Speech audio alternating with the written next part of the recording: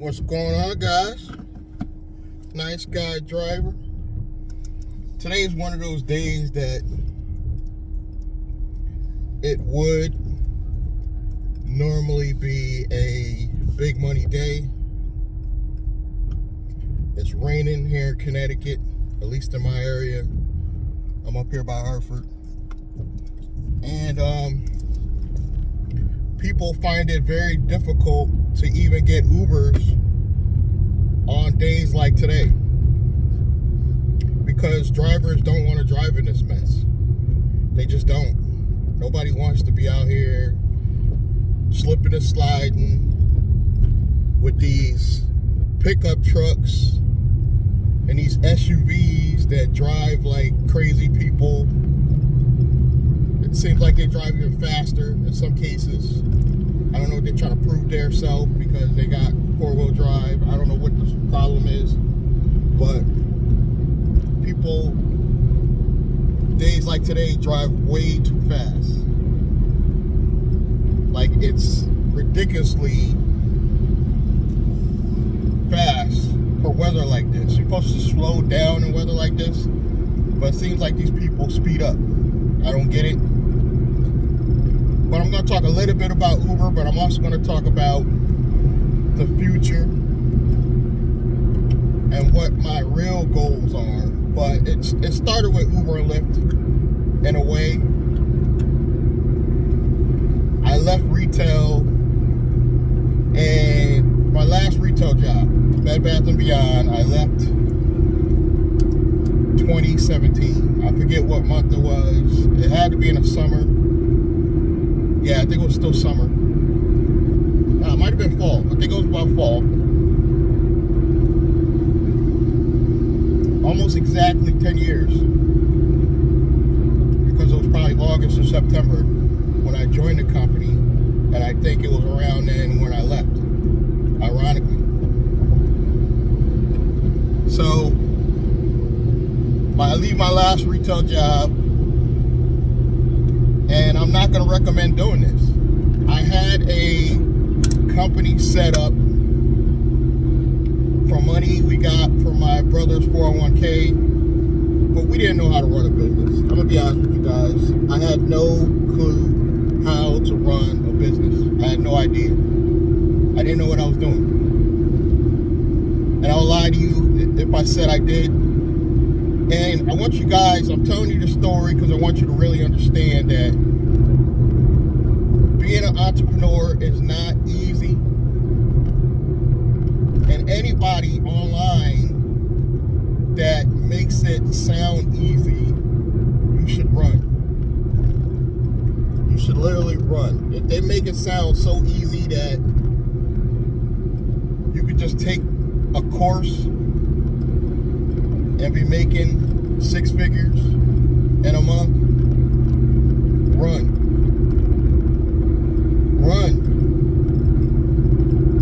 Now, the beauty about being the type of entrepreneur I am is you can track everything that I've been doing through video because I've been doing it that long. I've been doing it for years. I want to say at least 5 years. You know, I took breaks in between, but I've been posting content to a few companies I no longer do business with. And the power of video is so strong that people still go back to those old videos and ask me about those companies, and I don't even work with those companies anymore.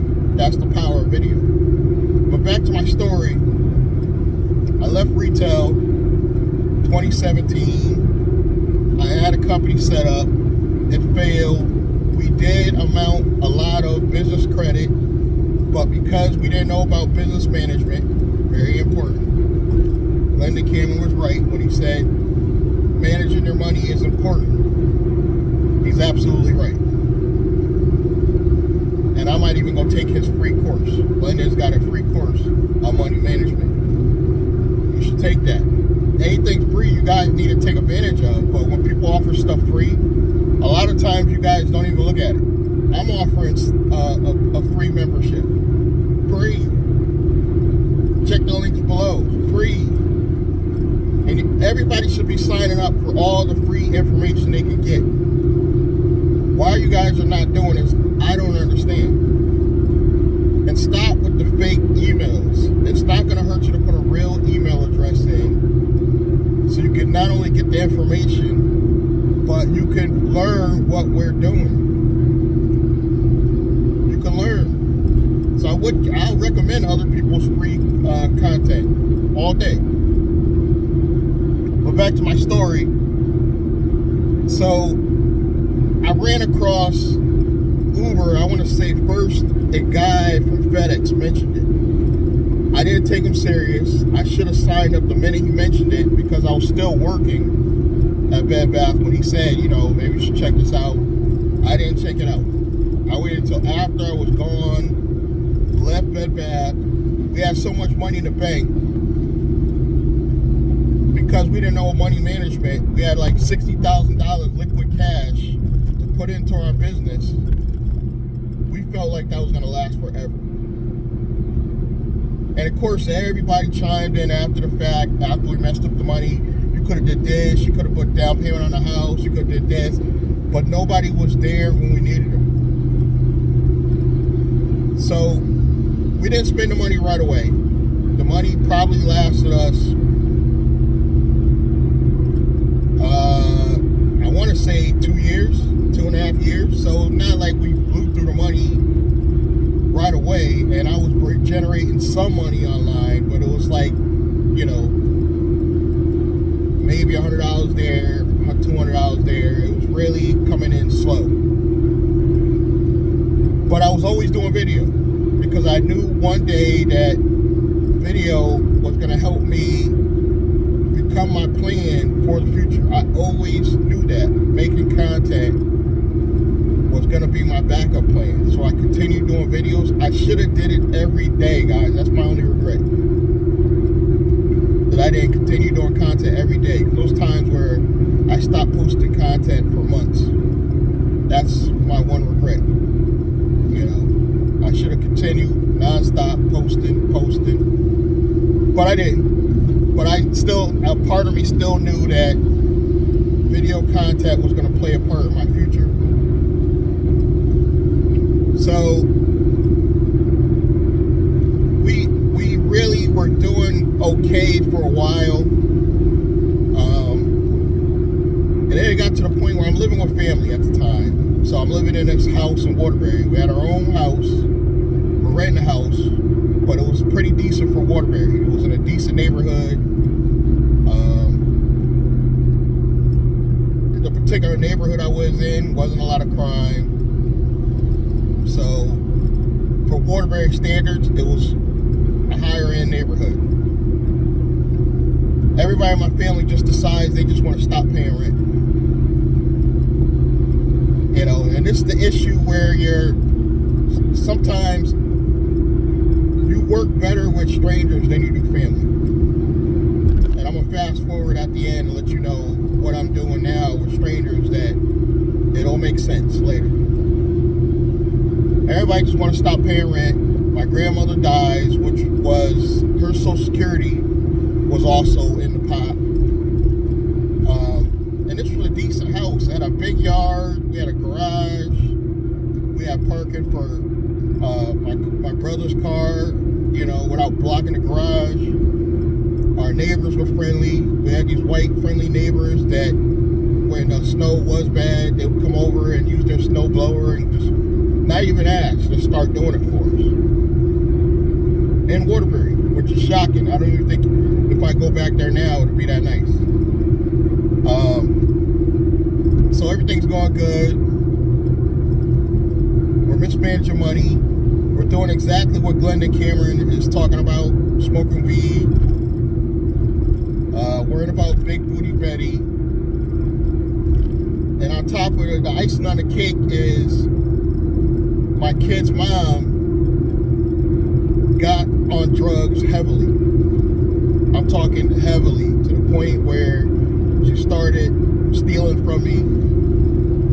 I'm not going to mention her name, but this plays a part in how you can come back from all this drama. It's a possibility to still come out on top.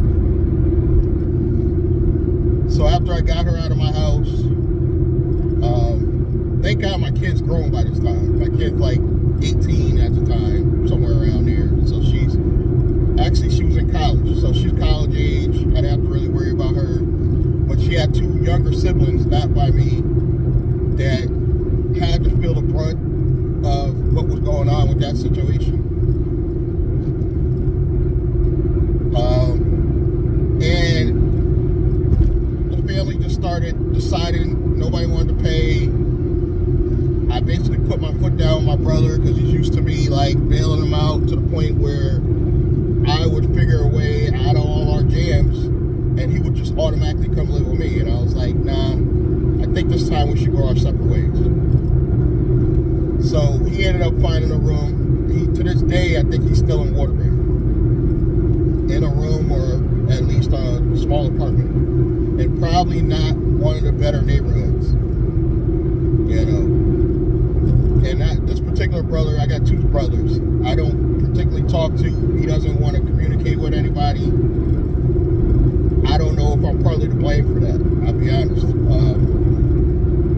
because we both took part in. He took part in spending money, but he didn't generate any really money. And any money he did generate from his old job or his part-time moving job, he kept for himself. He didn't put back in the business. I made money, put it back in the business, and paid household bills. That's how it lasted 2.5 years. And then we had some business credits, personal credit, that we also destroyed.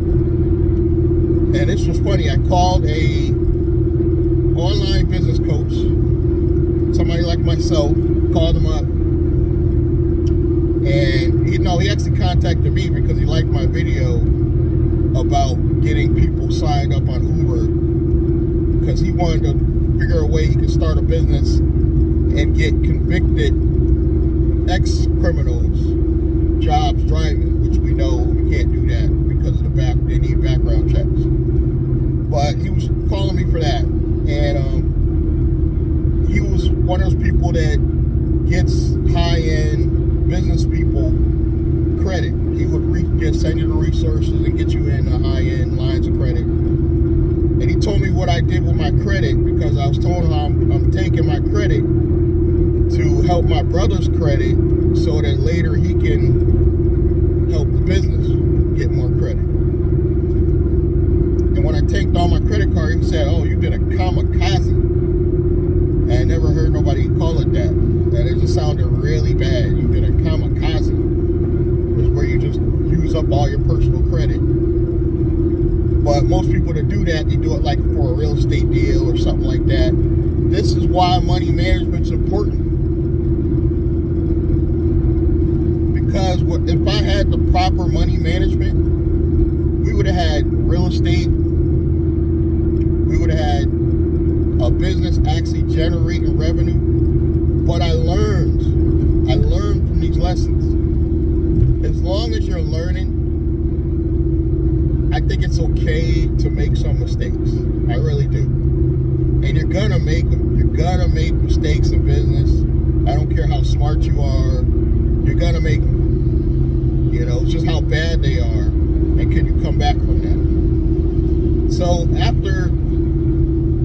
fast forward, I did go to this guy who also I consider a scam, but he did set me up a holding company.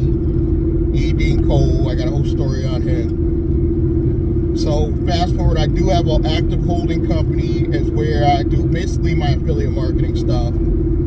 Anything I sell you guys, like my 2 memberships, they go to this holding company. And one of the reasons why I call it a holding company, because in the future, this company, when I partner with people, this company is going to own 10% of their company. Because what I do now is I would help you structure your entity to build personal and business credit. Well, it's going to help your business credit, which in turn can pay off your personal credit.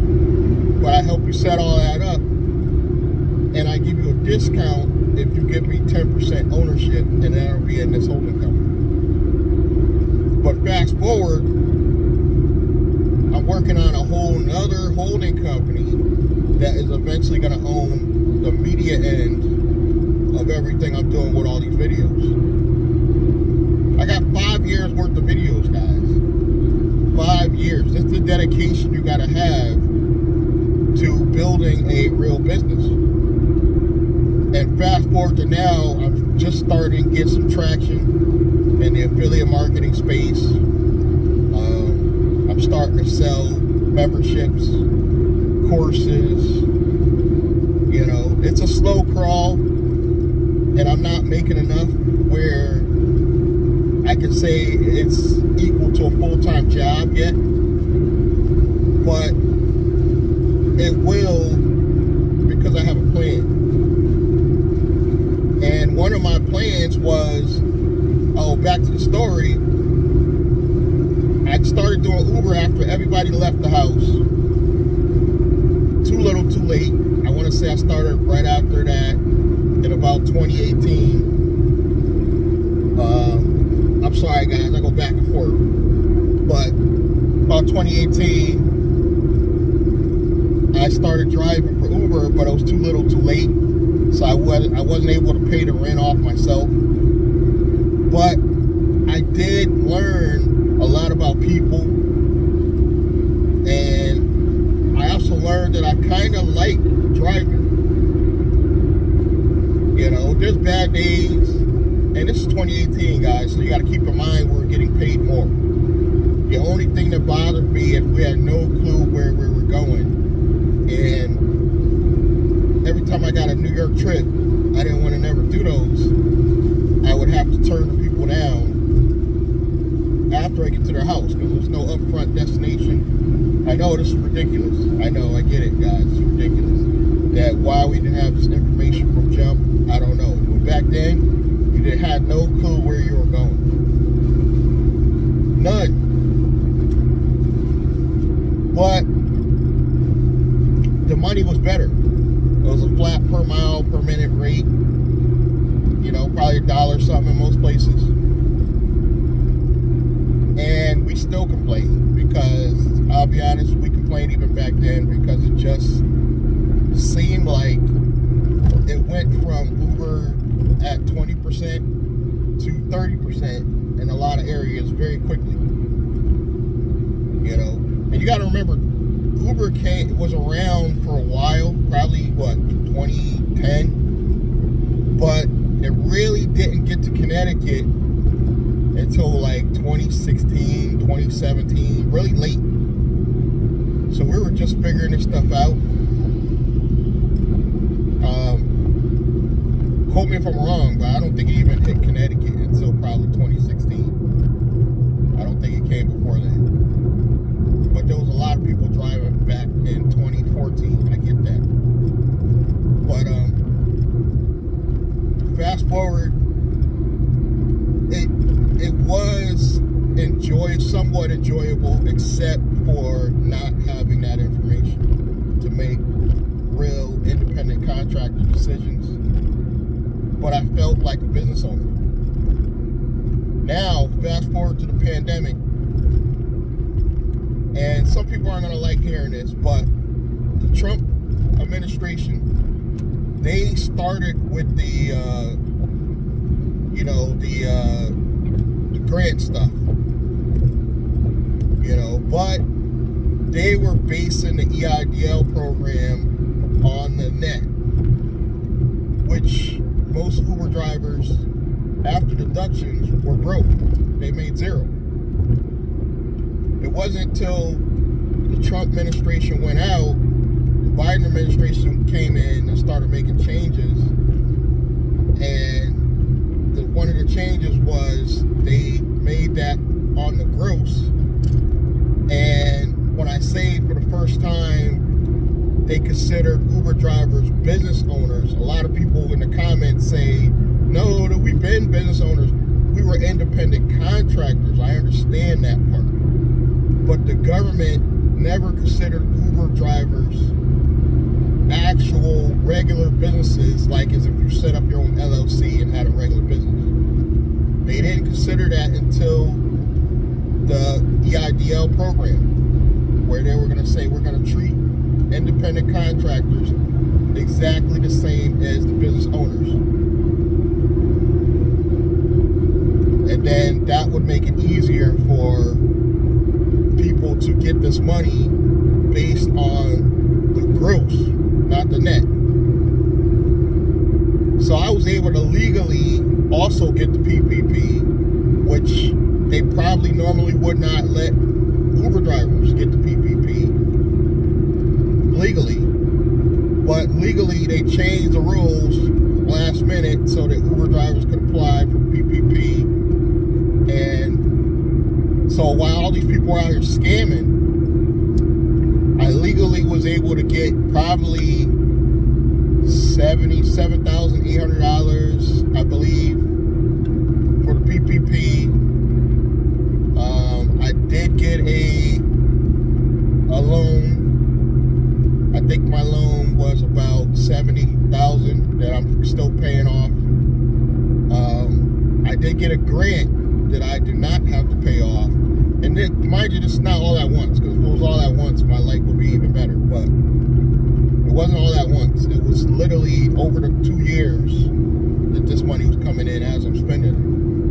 So I'm not going to lie to you. I was balling out. Mistake number 2 during the pandemic. But the one thing I did right, guys, the one thing I did right is I focused on content creation. And I focused on how to get this grant money, business credit, how to structure a proper holding company. I was learning. I went to school during the pandemic. I stopped driving for Uber and Lyft, and I went to school because the government was basically paying for it. I can't believe I'm saying this on record because they're probably listening, but the government basically paid for my education.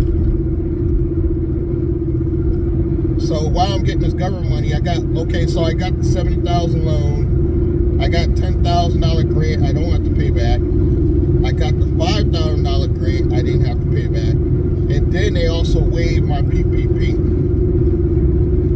Now the loan, they're telling me that if I claim that the business failed, I don't even have to pay that back. But I want to pay that back because if I default on this where I don't have to pay it back, I can never do business with the SBA again. And some of you probably look at that as an okay thing, but I don't. Because I got a feeling that in the future, I'm going to need the SBA for something big. Like $500K, something super large. Like a real estate deal or something like that. So I don't want to... I'm behind on it, but I'm not going to default on them because I have a feeling I'm going to need them in the future. So I'm paying them late, but I'm paying them.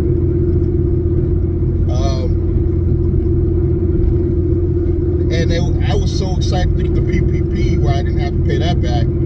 I was like, wow, all these people scamming, and all you really got to do is set up a business.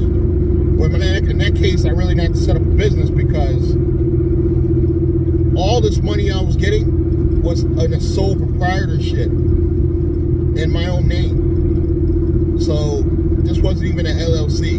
That was another detail I left out. None of this was done under my... I didn't form my holding company till a little after this. 2018, but after this. After I started getting some of the money. And they would consider me like using the money to do this, but I consider it separate because I was working. You know, they can't tell me what money paid for my new holding company. You know what I mean? But I basically set up the holding company, you know, because I knew I was going to do some transactional business stuff where I needed a corporation, a real corporation. And this is basically a legal shell corp, because even though I'm not doing a lot of business, it's set up, it's doing business. You know, I filed my taxes late, but I'm going to file them. And now I've learned so much fast forward on the AI stuff then I'm on a whole nother level.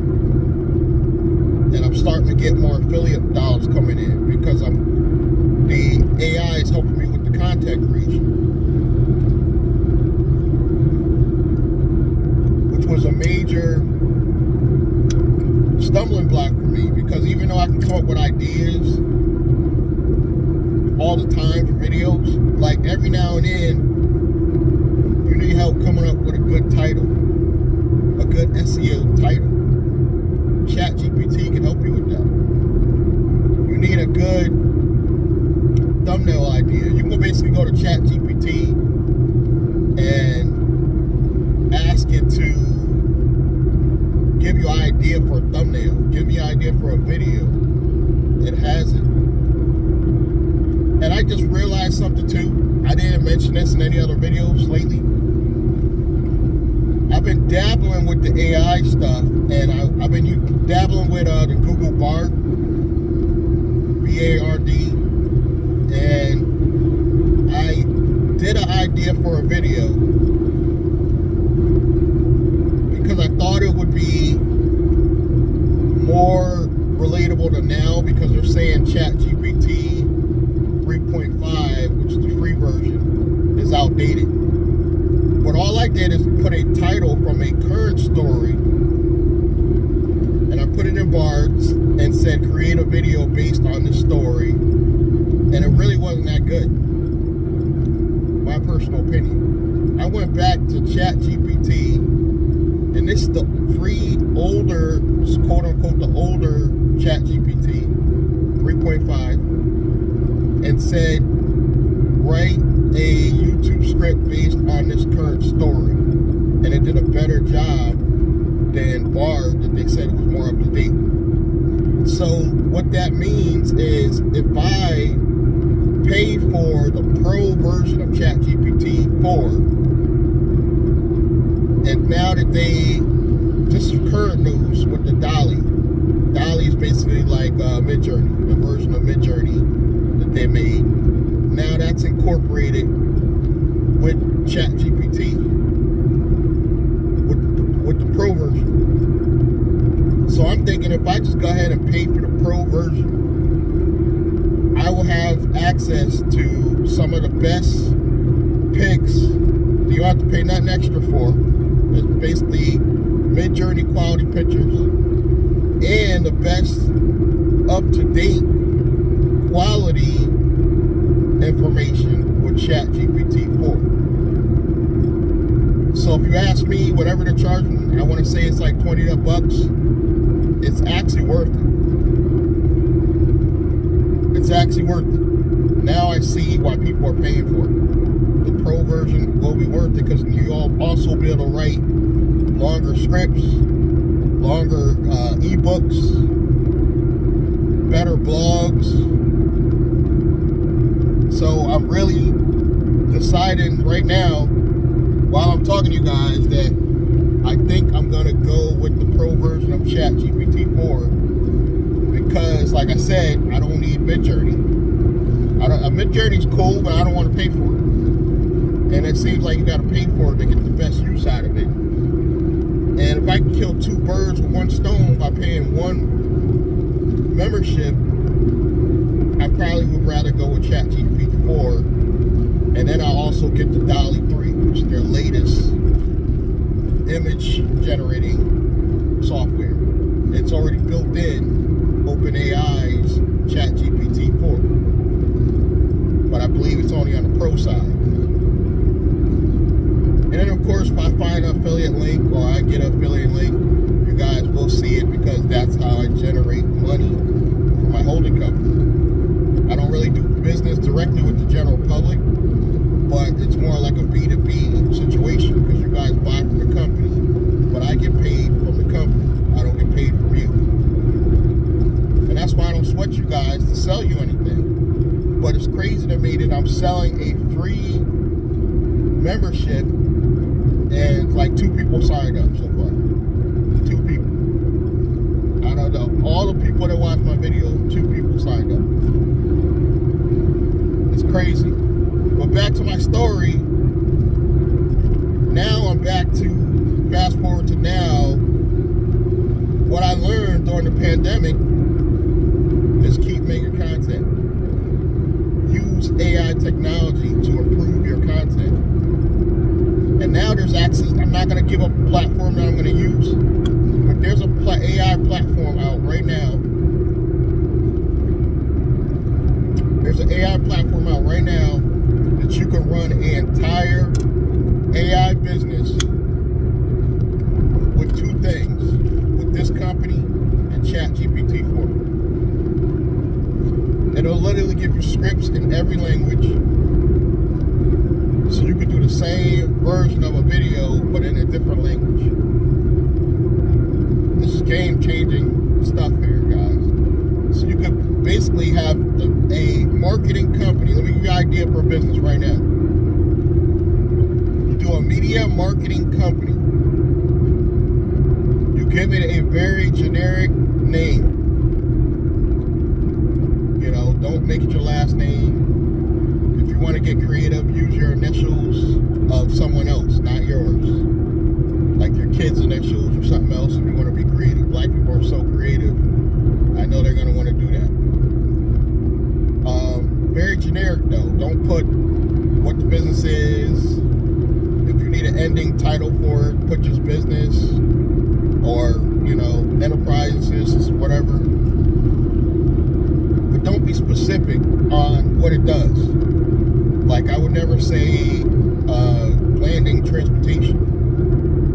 You know, way high risk. And that's another thing. You want to keep it a low risk business. Business services, management, publisher. I wouldn't do media just because media is a little higher risk than say just software publisher. Software publisher just sounds generic. Media sounds like it's low risk, but it could be you get sued for saying the wrong thing. You know what I mean? But you can still do a media company with that business code. But this is going to be for my holding company the way I'm structured. I would do the holding company first with media in mind, and maybe have it own just your YouTube channel only, or something like that, or just your affiliate money. Later, you're going to create an operating company under that. That's going to be, again, keep the name generic, but that's going to be the business that, if it has to be in harm's way, that will be the business you do business with the general public with. So you have a layer of protection. And you can keep this simple. You don't need the asset protection in the beginning. You can do this in your state. The only state I probably would not do this in, or the only two states is I probably wouldn't do this in, New York, California. In those cases, what you could do, which is a great alternative, is just set up your trust first. You know, the only reason why I say I wouldn't do this first is because it's a little bit more expensive. But you can literally set up your trust first in those states, and then have those companies own a LLC in another state. And that'll be your operating company. So basically, your holding company will be your trust. I like to have the extra layer of protection. I like to start with the holding company, then do the operating company. Then when you make enough money, go back and set up your living trust and have your holding company put under your living trust, or the shares of the company put under your living trust. I like to have a lot of layers, and I like to think about the future. But this company can start off in your state. But the first company is one of the things that I'm going to teach is make this like your bank. You want to generate revenue, but this is basically, you're going to use your personal credit, if you have it, to back this business up. And it's purely going to be, you're going to try to get as many business lines of credit as you can. Not use it necessarily now, but get as many as you can. Then later, go back Now you have the capital to not only set up your operating company, but you have a way to either use the money for advertising, get a car if you want to start your own transportation business. Whatever you got to do, now you have the capital now because you did it in steps. Use your personal credit to get the business credit. It's going to be actual true corporate credit because you're not going to guarantee some of it. You're going to guarantee maybe 1 or 2 lines, but eventually it's going to be straight corporate credit. You're going to use that corporate credit to pay for your new operating company. Let's do it like this. Your first company is like your bank. We build up your credit. Now you say you want to do a barbershop. You have corporate credit now to get the tools, the equipment, the paint, everything you need to start your barbershop. You know, you can even lease your equipment from some of these lines of credit. You know, so now you didn't come out of your actual pocket to start this new operating company. And that could just be one of 3 operating companies you could set up because you went in stages. You started with the corporate credit, you know. And now by having true corporate credit, if any of those businesses fail, it doesn't come back on you and your personal family. And it doesn't even fall back on the living trust because they'll sue that particular company. But a revenue from these companies will flow up to your holding company and eventually your living trust down the line. And now you have a way to, when you're a little older than I am, you know, once you hit your 70s or 80s even, you basically could just sit back and just create content. That's my dream. I'm only 52 and I'm not ready to retire, but that's my dream, is to get it where literally all I gotta do is do video content because I have companies that are already bringing in their own revenue. And my only job is to create content. And some of you, that's gonna be challenging, but that's not even challenging anymore because I just told you that there's AI tools. You can create automation videos where you don't have to show your face. I don't think that I'm attractive, but I don't see nothing wrong with showing your face and having automation. I like to have both. But I am thinking about having a whole channel that's strictly video automation, talking about either tech or business, because I want more of a well-rounded audience that pays good money. So I see why Glendon Cameron is trying to go back and build the right audience, but he kind of contradicted himself a little bit. As much as I love his content, because he's telling you in the beginning you need to get the right people watching your videos, the right audience, but he built the wrong audience, not once, not twice, but 3 times. And now he's trying to rebuild and rebrand himself, which is smart of him to do, but I say from jump, you gotta build at least one channel with an audience that doesn't know you're black, they don't know who you are. If they see you in the street, they would not have no clue that you make those videos, because that is a broader audience, and I think that's where you're gonna get the real money.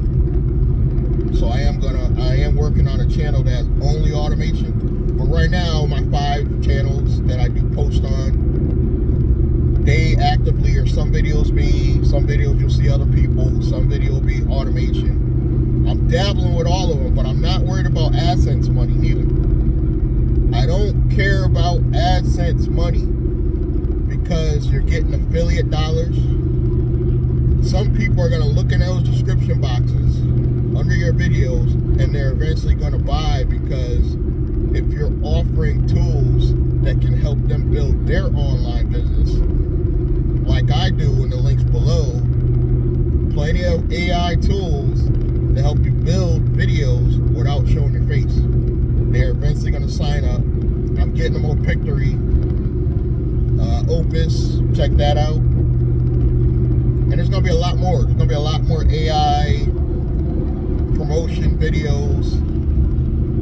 But I'm not pushing you. I don't have a business where I have to push anybody to get $6,500 course to learn about this stuff. And I get what Glenn is doing by making his course so expensive. He's trying to weed out the right people. But I feel like there's a middle ground. I feel like if he just made it a little cheaper, like 3 times the people would sign up. Maybe that's just me. I don't know. But I also know that if he gets less people, he's made more per sale. So he's looking at, okay, it's less work and I make more money.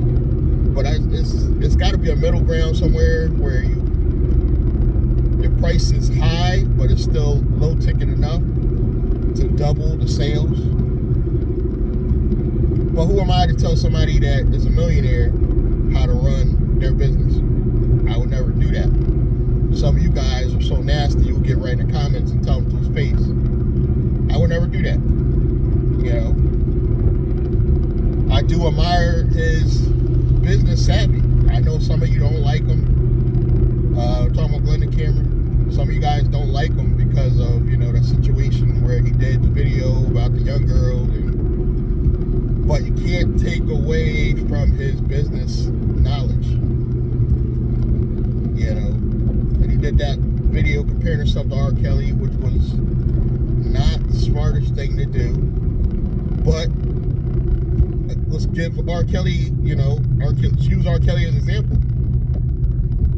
R. Kelly music was so good that even I fight it. Like, I feel guilty listening to it because of what happened. But his music is good. R. Kelly's music is timeless. And it's that good. A lot of you will sneak listen and be like, I don't give a damn because it's that good. But you gotta respect the fact that he did some things that, you know, is very wrong. You know, questionable Michael Jackson too. But their music is that good. That's how I feel about Glendon. The content is that good. But I also see his mistakes. He's made a lot of mistakes on the journey of building his business. He's made a lot of mistakes. He's even telling you, I'm making these mistakes, which is part of the journey. If you're watching me now, you're watching me make mistakes so you don't make those same mistakes. Now, I did go back. I love my online business so much, guys. I started a side business, which is Uber and Lyft, just to maintain my main business, which is my holding company. That's how much I'm dedicated to my business. And that's how you guys got to treat this. You guys got to treat this like I'm not giving up. I'm never giving up. And as much as I dislike Troy Mason, he keeps trying, you know, year after year. I think his ideas are not going to pan out the way he thought, but he still keeps going year after year after year. And I was a little bit harsh on him with the scam talk, but I do feel scammed. He got $5,000 out of me and I have nothing to show for it, but I learned a major lesson. I paid a lot of money for a major lesson. A very major lesson. And as far as these high ticket offers, guys, we got to talk about these high ticket offers. I personally, this is just me personally, you know, I know some of you content creators, if you see this, you're going to want to kill me. But I personally don't think any package that you buy online should be over, you know, like $1,000. That's just me. You know, unless you're paying payments on something. Like if it's 5,000, you're paying small payments. I get that, but you know, I gotta admit, Glennon is charging a lot of money, and he don't even want payments. You know, me, my biggest high ticket offer, I would probably charge about $1,000. That probably would be my highest ticket offer I'll ever charge you guys on these channels in one payment. Now, I do agree with having a high ticket offer for something big like a partnership or ongoing services. You charge more because you're doing payments. But any out of pocket one time, it should be like, I wouldn't even make it $1,000. It'll probably be like with me, $997. That's just me. So you can rest assured that we're always gonna have something affordable, so you never feel like you're getting scammed. Even if you pay for a membership for me, you're gonna get your money's worth. Like the Corporate Hustler membership, it's only $9.97 a month.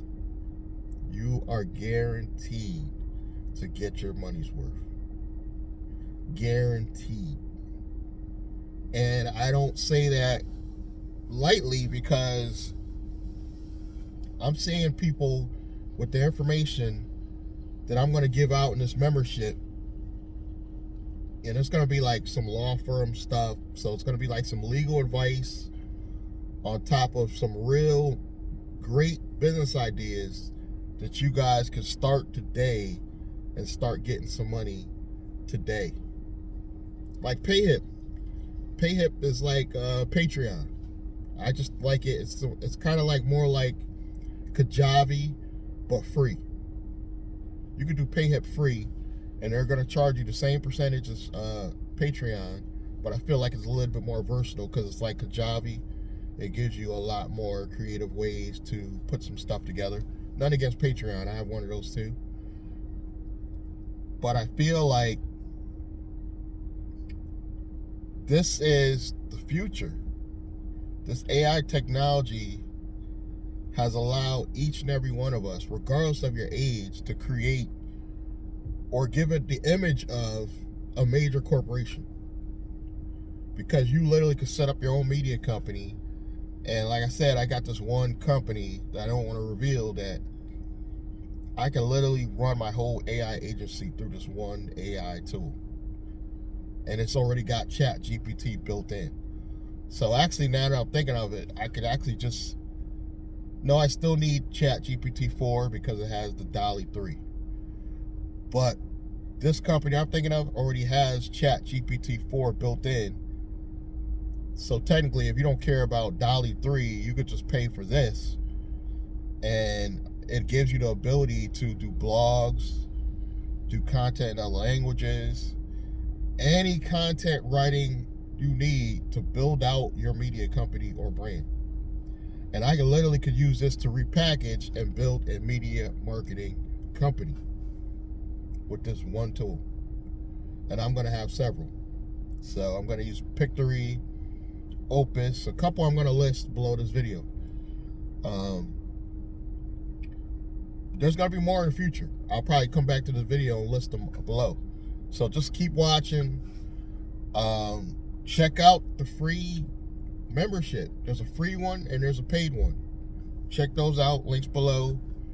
I want to thank you guys for your continued support. The few of you that continue to watch my videos, continue to support me. It's a long journey, and I'm gonna keep going. You know, I'm not that old yet, you know.